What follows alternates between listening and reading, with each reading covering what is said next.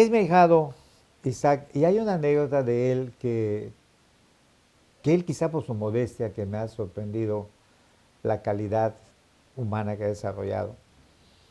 Teniendo creo que 9 años, 8 años de edad, su papá le enseña a jugar ajedrez, porque es mi compadre, Abraham Hanish, y yo jugaba con Abraham y siempre le ganaba, pero aprendió mucho, se metió mucho, ya nunca Claro. más le volví a ganar, y él le enseñó a su hijo, a Isaac, y hubo un torneo, se metieron tanto en el ajedrez por parte de mi compadre, Abraham, organizó un torneo, me parece que fue en Mérida, y todavía había en Mérida un gran maestro cubano, que son muy buenos para el ajedrez los cubanos. Sí, buenísimo.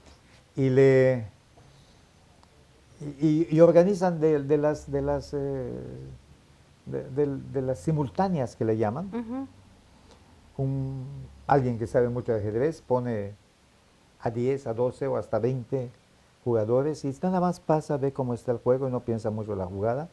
Y Y dan su solamente un pozo. gran maestro y normalmente gana o todos sus juegos o casi todos. Pues este gran maestro cubano vence a todos menos a un niño cuyo papá lo metió allá, Isaac Hanish. Fue al que no podía vencer. Ya había vencido a todos los demás. Ponle, no me acuerdo bien, 19 o 15, da lo mismo. Buenos ajedrecistas yucatecos. Y aquel chiquillo, no, no lo podía vencer. Y lo curioso del caso es que le dicen al niño, porque pues para un gran maestro perder frente a un niño resultaba algo, así lo interpreto yo, pues algo vergonzoso, vamos a hablar así ya de manera coloquial, ¿no? Como que te ganó un chiquillo, ¿no? Entonces le dicen a Isaac, ofrécele las tablas, ofrécele el empate. Isaac contesta, no, si le puedo ganar. Es una inocencia, hazme el favor. Entonces, cuando viene y hace este acto político que se pone a golpear casas y a mostrarse, a mí me sorprendió muchísimo. Me puse a ver, pues si él nació como una persona que piensa que llevando a cabo una acción con mucha vocación, con mucha fuerza, puede ganar, pues se metió a esto. Bueno, lo tenemos hoy a nuestro querido ahijado de secretario de la comuna de Benito Juárez aquí en Cancún. Dios lo siga iluminando y su camino, pues solamente las circunstancias lo dirán. Ojalá y tenga éxito, sobre todo un buen hombre como él.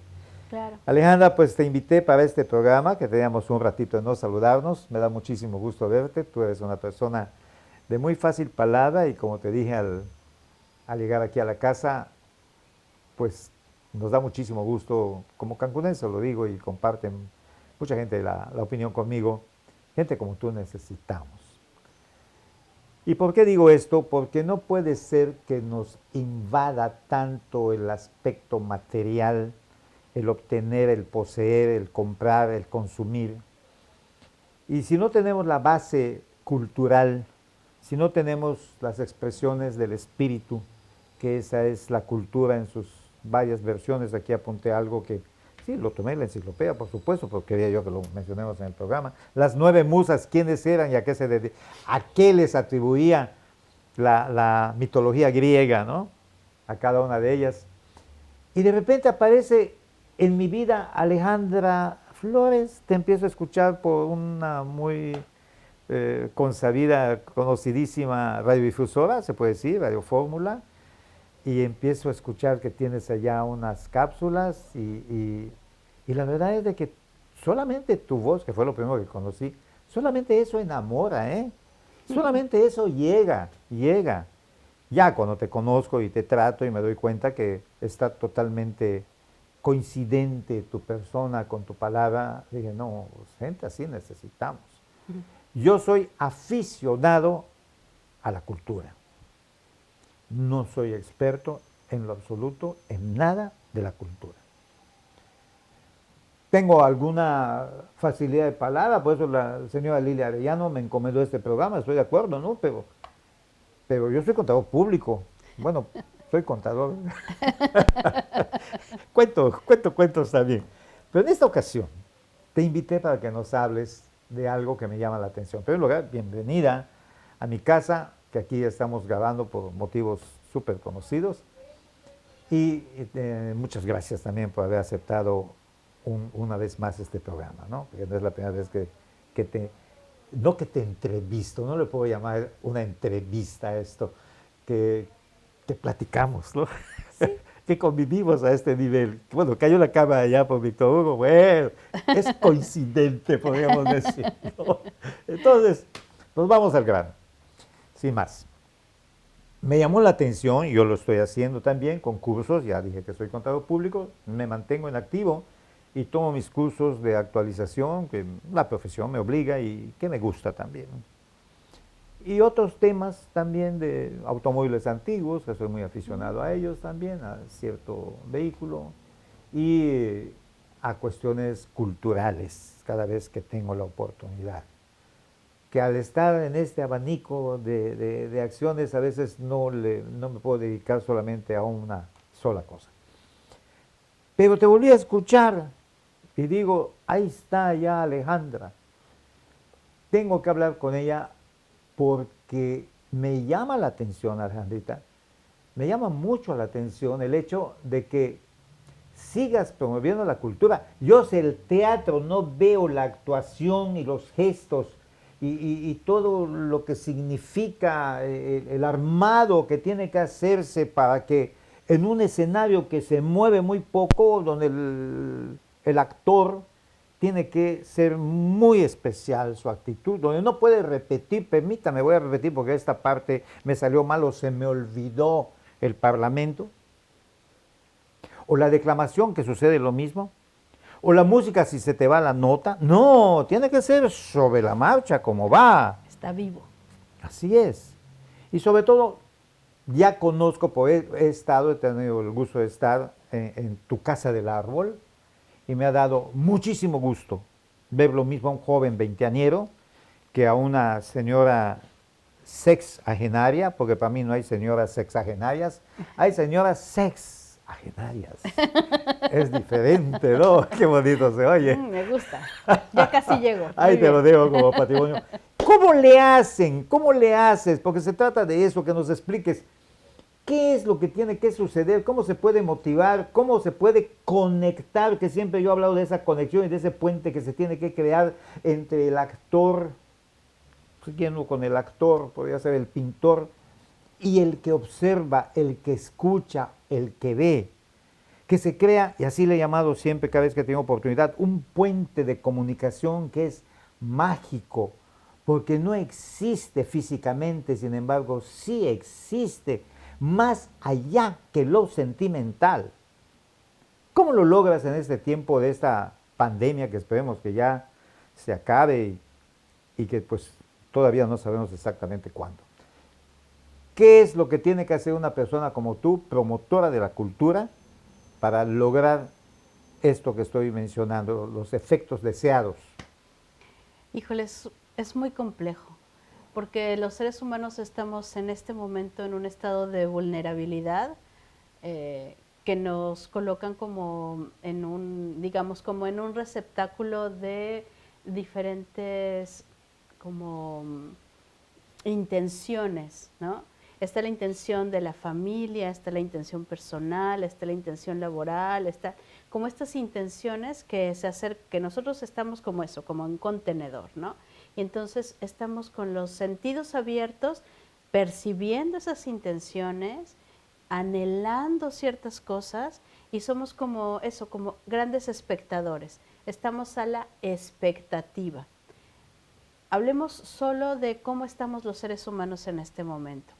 Pero si hay alguien que llega a tu puerta a través del oído, a través de la radio, de un medio de comunicación, de una pantalla, y te dice, ven porque tengo algo para ti, algo que puede ser valioso para ti, y tú en algún momento dibujaste, pintaste, cantaste, escuchaste música, fuiste al teatro, vas a conectar con ese recuerdo, con lo que tú ya viviste antes de la pandemia y que te hizo feliz.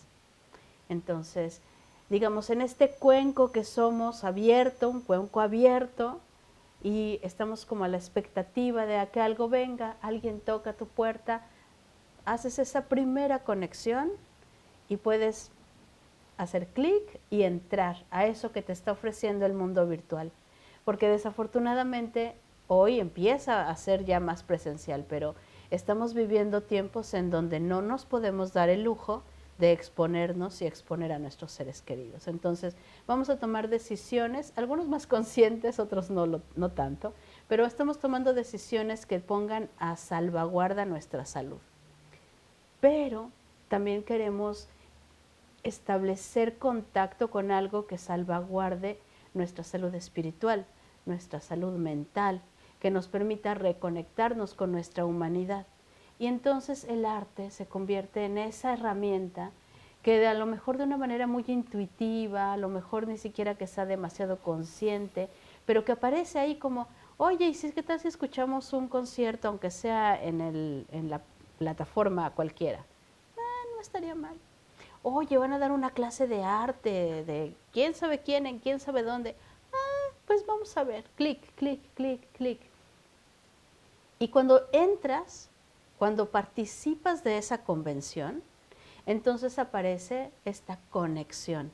No siempre, no en todos, se vuelve difícil, porque no es lo mismo llegar a un teatro, establecer esta conexión, el espacio, a tener una mirada solo en una pantalla, donde estás viviendo como una realidad alterna y al mismo tiempo muchos ruidos de otras personas que no están haciendo lo mismo que tú. Es decir, el puente es complejo, muy complejo. Sin embargo, existe. Y eso es creo que a lo que apelamos todos los promotores culturales. A mí, desde la parte que me toca, digamos, como promotora, como gestora, como difusora cultural, lo que yo apelo es a ese pequeño espacio que los seres humanos necesitamos para conectar con otro que tenga las mismas necesidades que nosotros. Voy a un ejemplo. Yo doy talleres de escritura creativa y creamos un grupo para escribir durante toda la pandemia. Es un grupo que se ha mantenido 10 personas sin faltar 3 veces a la semana para escribir durante 3 o 4 horas cada vez que nos vemos. Entonces, eso a mí me confirma que necesitamos un espacio para nosotros, para reconocernos, pero también para en esa pantalla que tiene como espejos múltiples, mirarnos en los rostros, en las palabras, en los escritos, en las reflexiones de los demás. Creo que independientemente de que podría ser un poco posapocalíptico este tema de solo mirar en la pantalla y tener ahí a las personas con las que podrías establecer un vínculo, creo que además te da una extraordinaria oportunidad de revisar nuestra humanidad. Es decir, no dejamos de ser humanos, al contrario. Hoy, gracias al arte, podemos seguir conectando con nosotros mismos, con la palabra de los demás, y buscamos estos espacios.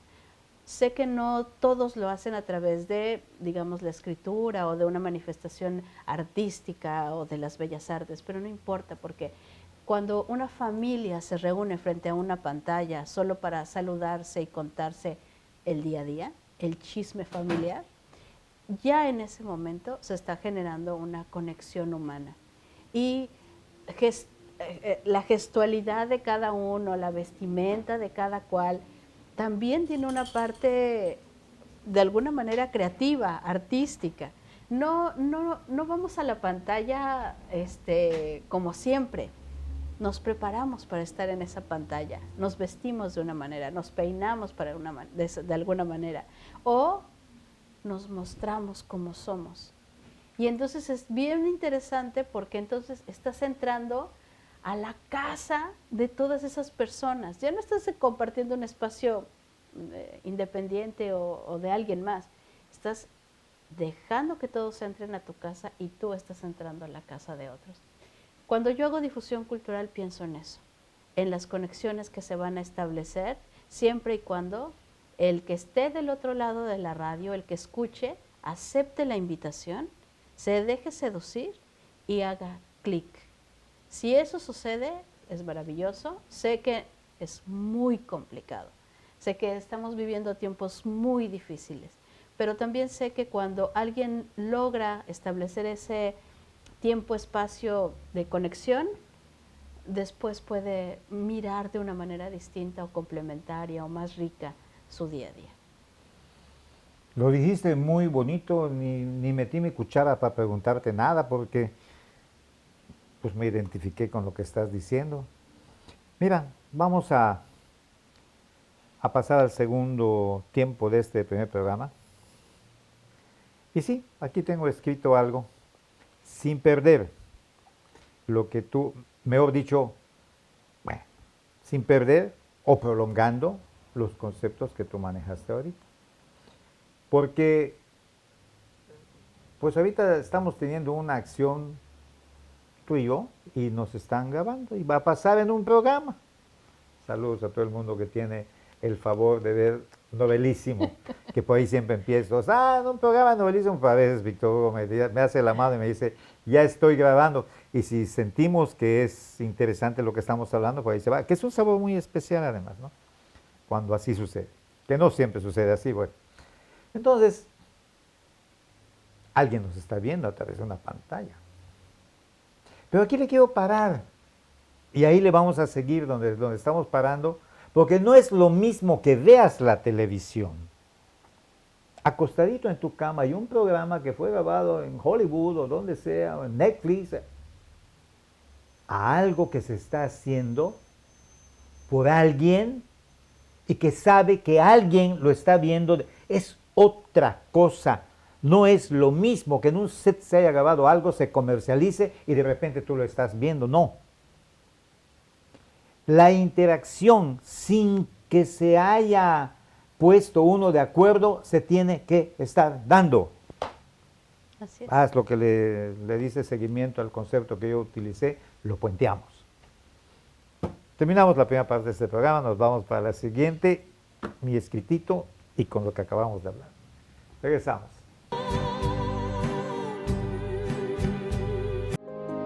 Las cosas que queremos, los proyectos que empiezan, las ilusiones concretadas necesitan una asesoría legal y una base concreta.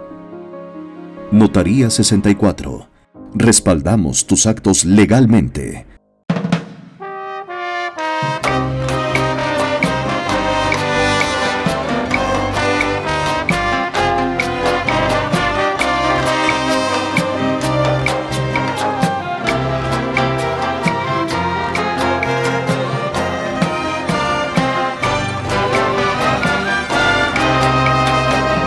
Nada hay mejor que amor correspondido. Amor solo se paga con amor. Nada hay mejor que amor correspondido.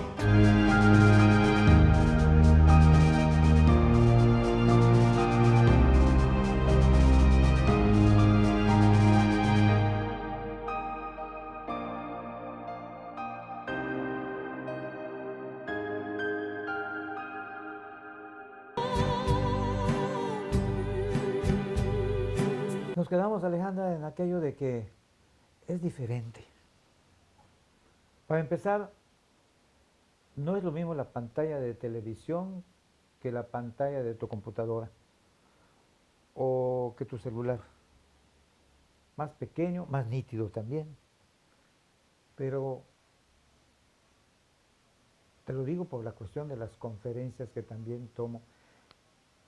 Tiene su limitante y también he descubierto cosas ventajosas. Tu concentración en el hecho. No estás en el teatro para que veas qué vestido trae la dama o con quién vino acompañado el amigo o en fin, por no seguir con Esos cosas detalles. así. Sí. Estás concentrado en lo que estás viendo o escuchando. estoy de acuerdo en su parte del vaso medio vacío. No es lo mismo un saxofón en el teatro, con la acústica sobre todo, que varios teatros tienen su acústica, a que lo escuches con las limitantes de las bocinas de tu máquina, de tu computadora. Pero al mismo tiempo siento yo que el ejecutante, por seguir en el ejemplo del saxofón, está consciente de ello. Está consciente que no solamente de los decibeles, que por supuesto no hablo de ello, sino de los matices que le pueda dar a su ejecución, logre ser apreciada por alguien, ¿no? Quien lo está viendo. Y sí, podrá hacer otras cosas, si está consciente de ello, que pudieran ser en la expresividad de la ejecución, que compensa. O el que está declamando o el que está cantando, la misma situación. Inclusive una pintura, no es lo mismo que lo veas con los 5 sentidos de la realidad a que lo veas con los colores que tienes en la computadora. Deberá de explicar un poco más. La imaginación afortunadamente es muy amplia y todos tenemos en mayor o menor grado o matizada de distinta manera una imaginación. Hay personas sumamente imaginativas que hasta desbordan el plato de la imaginación, cae, chorrea y hasta la mesa, llega a la mesa y cae al piso. Admiro ese tipo de personas, pero también es una limitante muchas veces. Todo depende de quién lo vaya a calificar. Si él se siente bien derramando su imaginación y yo puedo apreciar ese exceso, adelante. Y hay personas que no, a mí concrétame un poco mejor las cosas, con que ya, no quiero tanto matiz, quiero centrarme y ya sea expositor o sea espectador, si así va, pues la vida es tan hermosa, ¿no? Porque hay tanta variedad. Pero bueno, te quería yo preguntar, según la mitología griega, un señor que se llamó Hesíodo decidió, yo digo que por algo existen las cosas, no solamente, no, por algo, no se trata que yo me ponga ahorita a examinar los porqués, sino que así están, ya está. Que eran 9 las musas. Calíope, la musa de la palabra. Me imagino que los que declaman y todo eso, ¿no? Se encomiendan a esta musa. Clío, la musa de la historia. Hay un programa muy famoso que se llama Clío, por parte Y de una editorial, ¿sí? dedicada justo a la historia. Así es. Erató, la musa de la poesía. Fíjate cómo diferencia, la musa de la palabra no es la misma musa de la poesía. Euterpe, la musa de la música. Melpómene, la musa del teatro. Pero del teatro rural, el pastoril, el campirano. Fíjate que bien lo dividió este Hesíodo. Polimia, la musa de la retórica. A mí me llamaba mucho la atención cuando leía yo que donde se preparaban las personas que tenían esa oportunidad de prepararse a mediados de los 1000, por allá de los 1400, 1500, 1600, y que enseñan tal cosa, no eran muchas las materias, y retórica. alguien me dijo, es el arte de convencer. Y efectivamente, saber hablar, tener la elocuencia con la finalidad de convencer. Thalía, tenemos una famosa cantante mexicana, avecindada más allá del río Bravo. Thalía es de la comedia, que también es teatro, pero esta es comedia. Melpómene es de el teatro rural. Terpsícore, de la danza. Y la última, Urania, de la ciencia. Y la pintaban muy seria. Yo no sé si por eso, al menos allá en mi natal media, decía, no seas tan huraño, ¿no? Porque la persona se ponía muy seria, ¿no? Es la de la ciencia. En fin, tú seguramente como eres licenciada en todo este tipo de cosas, eres licenciada, ¿verdad? Tú me has dicho, tienes los estudios de todo esto. Pues digamos que quien diga que sabe de cultura, yo tampoco le creería mucho, porque la cultura es tan vasta, ¿no? Que uno no puede decir que es experto, es así como súper experto en temas de cultura. ¿Qué cultura? ¿Desde dónde? ¿Desde la historia de la cultura?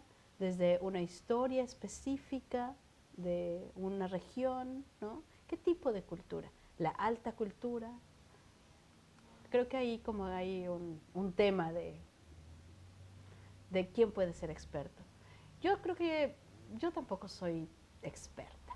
A mí me interesa ampliar mi cultura, ampliar mi criterio, ampliar mi área de conocimiento, mi, digamos, lugar en donde yo me siento más cómoda es justamente a partir de la conversación, de conversar con los creadores, de conversar con los artistas. Yo soy licenciada en comunicación social, es decir, soy periodista. Mi especialidad es el periodismo cultural, no solo por vocación, sino por intención y por decisión. Y también hice una segunda carrera en estudios latinoamericanos en la Facultad de Filosofía y Letras. Luego entonces estudiar filosofía, economía, literatura de América Latina, historia de América Latina, eso le da contexto, ¿no? A mi vida, a mi misión, a la manera en que yo me puedo desenvolver para interpretar. Es decir, tengo herramientas para interpretar la realidad no solo a partir de un hecho que me tocó cubrir como periodista, sino una interpretación que puedo desmenuzar a partir del contexto geopolítico que me tocó entender a partir de la carrera como latinoamericanista. Pero además tienes como criterios, herramientas complementarias porque sabes que hay detrás de la técnica de las diferentes disciplinas artísticas, como en particular la literatura, por haber cursado una carrera que tiene que ver con las letras, pero también con la filosofía, porque la carrera tiene que ver con la filosofía. Entonces, yo digo que soy como un ente un poco extraño en el periodismo, porque tengo un poco más, digamos, de herramientas de interpretación de contexto. Y eso puede generar una mirada un poco más crítica, un poco más profunda, un poco más, pues eso, analítica y también incómoda, ¿no? Pero bueno, como mi especialidad, por fortuna para los políticos, es la cultura, entonces no me meto en tantos problemas. Te estoy entendiendo. Y tu explicación me está evitando preguntas, porque tú misma te estás ubicando. Sin embargo, como soy muy preguntón, pues te voy a preguntar. Pregunta, diría el comercial. Así como lo acabas de describir con no tantas palabras, pero fueron las precisas. Ahora sí entiendo un poco más, te entiendo, o mejor, te conozco un poquito más. Porque al definirte en ese aspecto, una persona son muchas cosas, ¿no? Sí. Pero de esto que estamos hablando, Pues sí, has descubierto que en tu vocación periodística, aunado, tu profesión también, aunado a lo que es tu vocación por la cultura, tienes un plato totalmente diferente de sabor, o un cóctel, podríamos decirle, que no es común, no eres. Normalmente he escuchado a a los reporteros políticos o a los periodistas dedicados al aspecto político que su función es criticar. Y el criticar, pues, conlleva un fin, de que a la persona, ¿para qué le señalo las cosas buenas que por obligación tiene que hacer? Claro. Le puedo reconocer, pero no le voy a agradecer.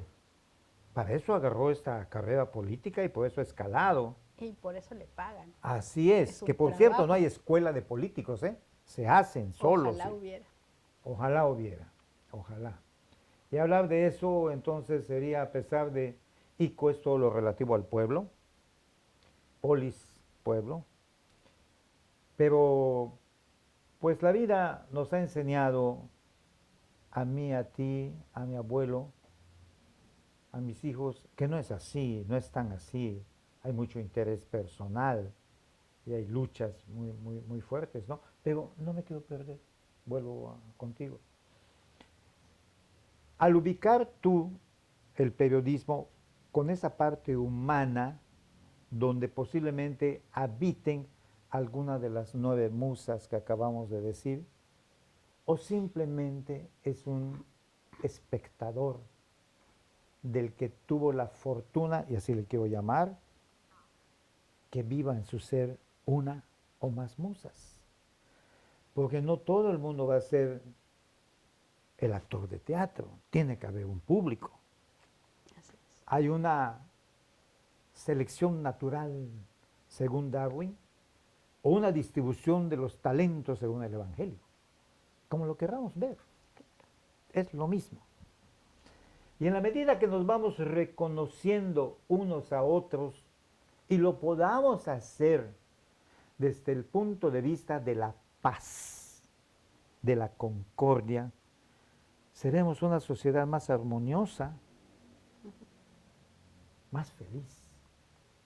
Esa es la función, siento yo, primordial de estar en este mundo, que no se consigue con facilidad. Bueno, no creas que es concepto, lo digo así como si no, algún político se lo escuché. Bueno, ¿cuál es la función en la vida? Ser feliz. Ser feliz. Y aquella persona que sea el dominante político tiene la obligación de hacer de su comunidad, pequeña, grande, como sea, procurar que sea lo más feliz posible, bajo ese contexto. Entonces, pues este periodismo que tú practicas, que tú fomentas, con tu casa del árbol, tienes también una variedad en tu menú, porque hay pintores, hay historiadores, hay escritores, según Fox, escritoras y escritores, ¿no? Sí, hay músicos, poetas y Historiadoras e locos. historiadores. Esas tonterías que nos las han metido en la cabeza y que hay quien las capitaliza y que hasta se siente herido de que no se cumpla con esa cuestión de la división de sexos. Fíjate, te quería comentar, y vamos a aprovechar este primer programa para que se fomente. Fui invitado a una organización que ya existe en el estado de Yucatán, que se llama PROISPEN, y significa Prohistoria de Yucatán. Y Yucatán es la península de Yucatán con sus 3 estados. Preside este organismo la señora Margarita Díaz. Creo que es Margarita Díaz de Ponce. Y es una persona que ha heredado, porque por ambas partes de parentescos vía sus tíos, dos grandes literatos e historiadores yucatecos, que no me voy a meter en este momento ahorita en ello, pues sería muy extenso hablar de ellos, pero que puedo hablar un poquito de su papá. De este muchacho empecé a tener la vocación por conocer la historia yucateca y el culto a la serpiente de Kukulcán, que Qué se manifiesta en interesante. Chichén Itzá, los equinoccios. Fue su padre, el insigne, qué bueno que tuvimos una persona como él, don José Díaz Bolio, que tenía una columna constante en el Diario de Yucatán, que el Diario de Yucatán no solamente informaba, sino culturizaba a través de su página editorial. Él tenía allí constantemente Cuando esta los columna. periódicos hacían eso. Qué bueno que lo mencionaste. Lamentablemente también eso se ha perdido mucho y se dedican a otra cosa, hasta de exaltar el morbo de sus lectores. Yo les Entonces, llamo que hoy día los periódicos son patentes de corso.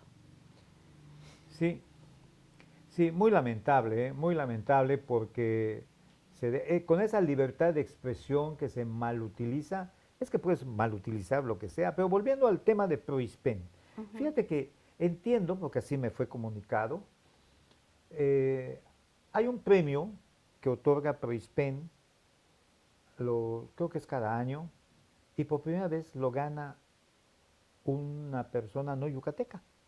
Y entiendo que concursó con más de 60 yucatecos, que con todo el respeto para Quintana Roo y Campeche, pero donde más se muestra, al menos en materia organizativa, porque así sucede con todo, si tienes una historia y la vas siguiendo, se va creando una genética, Así y es. esa genética se va manifestando, y no se necesitan calificativos, ni se necesita nada, allá está, como decía aquel buen amigo cantautor, que lo que se, lo que se ve no se juzga, ¿no?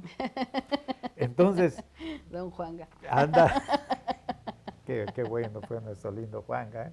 Qué bonitas canciones, Y esa anécdota es muy muy en buena. ese contexto. Entonces, te quiero invitar para que, de formalizar esta invitación que a través de una persona me hicieron llegar y que sí estoy dispuesto a aceptar, a mostrar este premio que se lo ha ganado un cancunense, un quintanarroense.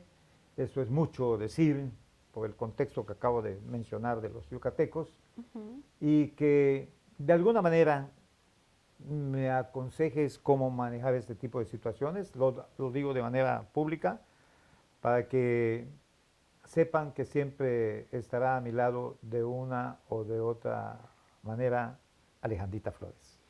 Pues es siempre como muy honroso cuando alguien me invita a promover lo que hace. Creo que no solamente es como una alta responsabilidad para cualquier tipo de promotor, gestor cultural hacer este tipo de acciones, sino es absolutamente necesario. Es decir, no todos tenemos digamos, la formación por un lado, los vínculos por otro, y el caminito recorrido para tocar las puertas necesarias para que se abran los micrófonos, para que se explique el valor, se ponga en valor eso que se quiere comunicar. Y definitivamente a lo largo de pues ya más de 20 años que llevamos en este ajo del periodismo cultural, tenemos algunos caminos que tienen que ver no solamente con generar un boletín de prensa o abrir alguna puerta en algún micrófono, sino sobre todo ya conversando con quienes son los protagonistas de un hecho que se quiere comunicar, es hacer las preguntas así como exactas para que quien quiere comunicar algo responda exactamente lo que quiere comunicar. Perfecto. Porque no es lo mismo decir, yo aquí voy a contarles la historia, a que sepa exactamente usar estos tiempos, ¿no? De una manera como eficiente y contar eso que queremos contar. Muy bien, pues creo que nos queda un programa más.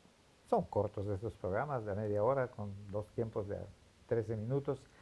Y te invito a que sigamos hablando porque empezamos a hablar de en épocas de pandemia, ¿no? Que también hay un libro ya muy famoso de El amor en tiempos de cólera, Sí. ¿Quién lo escribió? Pues Márquez, ¿quién más? Nuestro Gabo. Es una delicia leerlo. Y para que me comentes cómo va ahorita Cancún en materia de variedad de espectáculos o de acciones que se llevan por parte de las autoridades y también de los diferentes organismos que participan en este mundo cultural que tú pues, estás inmerso en ello. ¿Sí? Muy bien. Te agradezco muchísimo el hecho que me hayas aceptado esta plática y también la siguiente. ¿Vale? Muy bien, pues muchas gracias por la preferencia de su atención, mis estimados televidentes y amigos. Hasta la próxima.